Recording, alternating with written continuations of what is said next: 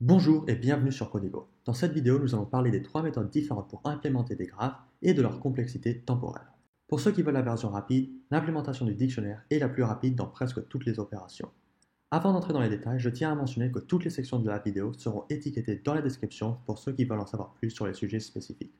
Maintenant, sans plus attendre, il est temps de parler des matrices. L'implémentation matricielle d'un graphe stocke un tableau de valeurs où chaque ligne et chaque colonne représentent un sommet spécifique. Dans le cas de la première ligne et la première colonne, on représente le sommet A. Dans le cas de la deuxième ligne et la deuxième colonne, on représente le sommet B. Et on continue pour C et D. Les intersections des lignes et des colonnes représentent les arêtes du graphe.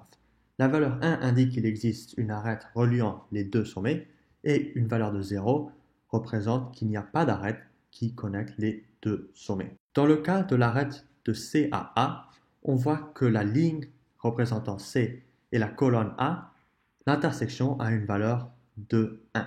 Par contre, l'intersection de la ligne A et la colonne C a une valeur de 0 parce qu'on ne peut pas aller de A à C. Dans le cas d'un graphe pondéré, on pourrait remplacer les 1 et les 0 par la valeur de l'arête.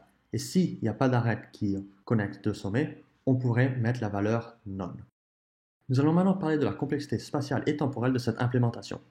On va commencer par la mémoire qui est de S au carré. Cela veut dire qu'utiliser une matrice pour stocker les données n'est pas une bonne idée. Par exemple, si Facebook avait besoin de stocker les followers de son application et avait seulement 1000 utilisateurs, on aurait besoin d'une matrice de 1 million de taille. S'il y aurait 10 000 utilisateurs, la matrice monte à une taille de 100 millions.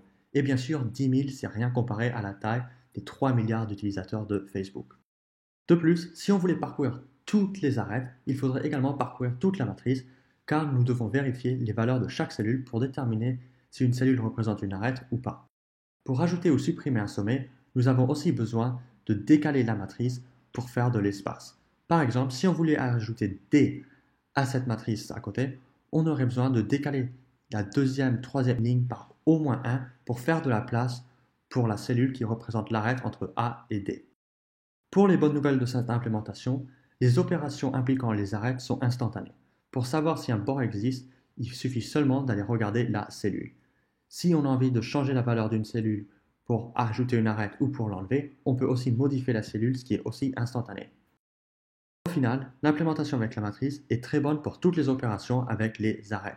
Par contre, si on a beaucoup d'opérations à faire avec les sommets, cette implémentation est vraiment lente. On va maintenant rentrer dans la deuxième implémentation qui est la liste chaînée. Cette implémentation contient une liste qui va détenir le premier élément de chaque liste chaînée. Par exemple, on aura une liste pour chaque sommet. Alors par exemple ici, on a la valeur A qui va représenter la liste chaînée du premier sommet qui va être A. Et après, chaque valeur dans la liste chaînée va être des arêtes. Dans la deuxième valeur de la liste, on peut voir qu'il y a B qui est le deuxième sommet. Et on voit que la liste chaînée pointe seulement vers A parce que de B, on peut seulement aller à A. Et après, on peut continuer avec C, ou de C, on peut aller à A et D. Alors, on a une liste chaînée qui représente toutes les arêtes pour C. Et après, on a une dernière liste chaînée qui est la liste chaînée pour le sommet D.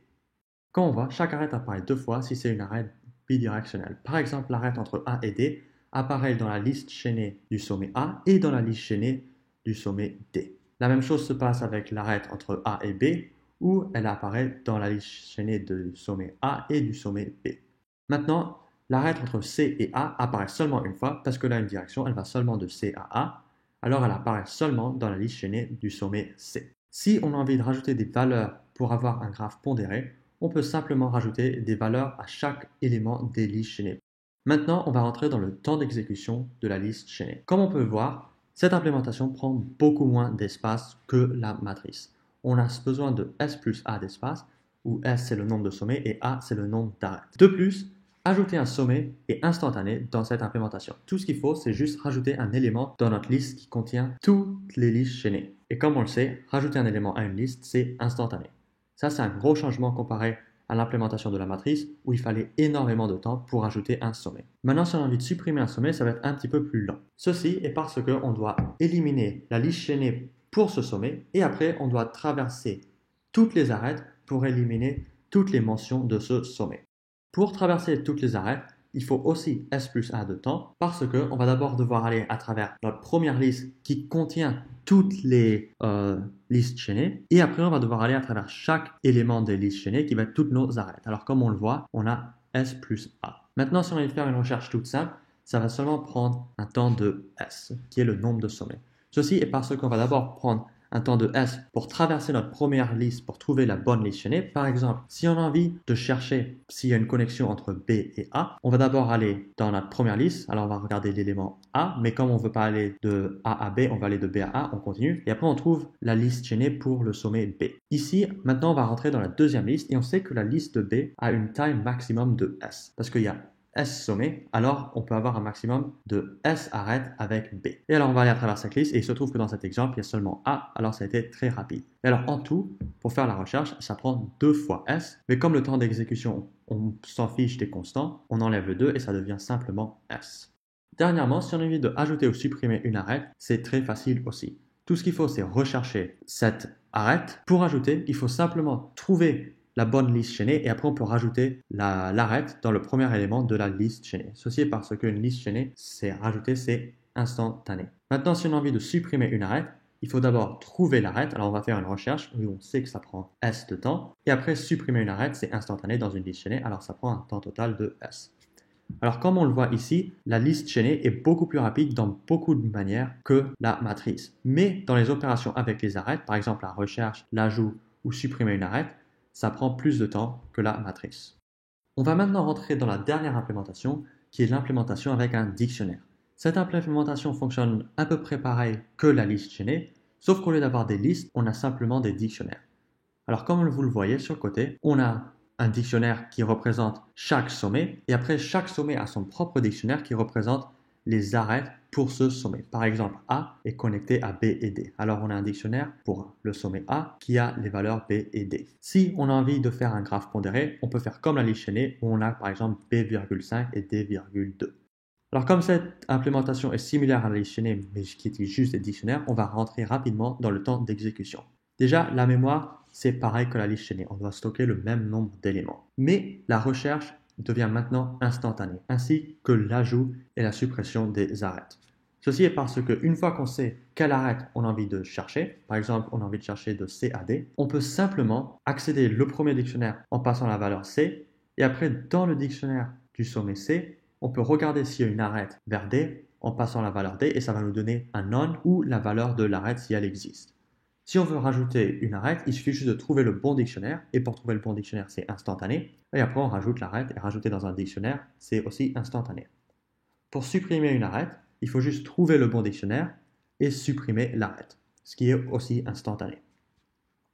De plus, si on a envie d'ajouter un sommet, c'est aussi instantané parce qu'on doit juste rajouter le sommet à notre premier dictionnaire. Maintenant, si on a envie de supprimer un sommet, ça va être un petit peu plus lent parce qu'on doit d'abord trouver le bon dictionnaire et le supprimer. Alors par exemple, si on a envie de supprimer A, on va devoir supprimer le dictionnaire du sommet A qui va contenir toutes les arêtes de A. Et après, on va devoir supprimer toutes les mentions du sommet A dans les autres dictionnaires. Sauf que comme on sait, supprimer les arêtes de notre dictionnaire, c'est instantané. Alors comme on doit aller à travers tous les sommets pour regarder leur dictionnaire et supprimer les mentions de A, on sait qu'on doit aller faire cette opération S fois. Alors, ça prend S de temps. Dernièrement, si on a envie de traverser toutes les arêtes, on a besoin de S plus A de temps. Et pourquoi? Simplement parce qu'il va falloir regarder tous les dictionnaires. Alors ça, c'est tous les sommets. Alors il y en a S. Et après, il faut bien sûr regarder toutes les arêtes.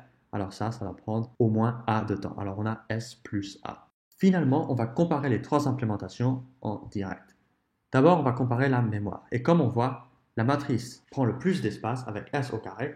Et après, on a la liste chaînée et le dictionnaire qui sont ex aequo avec S plus A. Après, nous avons la recherche, où là, la matrice et le dictionnaire sont ex aequo parce que les deux opérations sont instantanées, mais dans la liste chaînée, ça prend S de temps. Maintenant, si on a envie de traverser toutes les arêtes, on voit que la matrice est beaucoup plus lente avec S au carré, et après, la liste chaînée et le dictionnaire sont ex aequo avec S plus A. Si on a envie de rajouter un sommet, la liste chaînée et le dictionnaire sont instantanés, mais la matrice c'est S au carré, alors c'est super lent. Pareil pour supprimer un sommet, la matrice est super lent avec S au carré, et après on a la liste chaînée avec S plus A, et le dictionnaire avec juste S, alors le dictionnaire c'est le plus rapide. Maintenant, si on a envie de rajouter une arête et supprimer une arête, on voit que la matrice et le dictionnaire sont instantanés, et que la liste chaînée prend S de temps.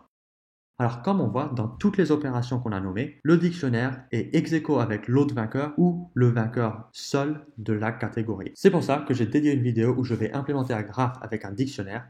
Vous avez le code sur le côté, mais si vous voulez plus de détails sur comment est-ce que ce code fonctionne, il y aura un lien dans la description pour regarder la vidéo. Et alors voilà, c'était tout pour cette vidéo. J'espère que vous avez aimé et que vous avez beaucoup appris sur la complexité temporelle des 3 implémentations des graphes.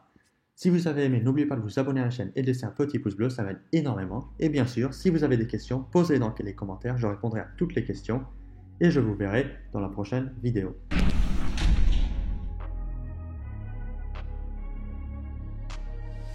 I'm changing who I am.